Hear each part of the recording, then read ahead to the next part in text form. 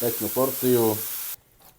Kočovú krkovičku si jemne očistíme od vecí, ktoré nechceme, aby tam boli. Nakrájeme na takéto hrubé rezne. Potom to ešte budeme krájať na kocky, keď to zatiahneme na panvici.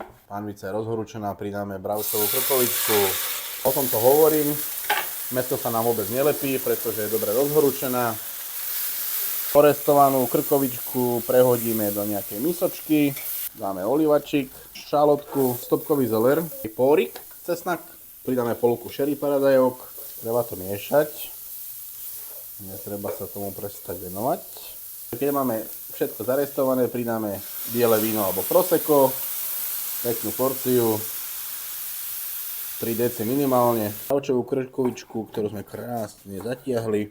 Teraz nakrájame na kocočky. Naspäť na panvičku, nakrájená na kocočky.